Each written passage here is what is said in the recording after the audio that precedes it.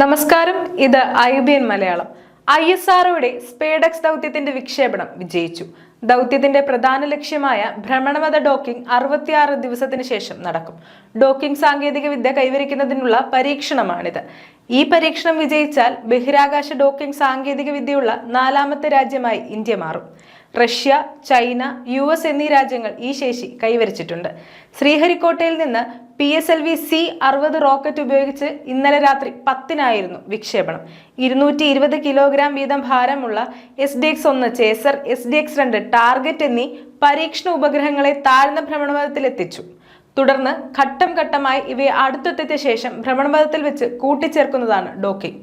സസ്യകോശങ്ങൾ എങ്ങനെ ബഹിരാകാശത്ത് വളരുമെന്നുൾപ്പെടെ പഠിക്കാനുള്ള POEM 4 ഗവേഷണ പ്ലാറ്റ്ഫോമും ഇന്നലെ ദൗത്യത്തിൽ വിക്ഷേപിച്ചു. 24 പരീക്ഷണ ഉപഗ്രഹങ്ങൾ ഇതിലുണ്ട്. News desk IBN Malayalam.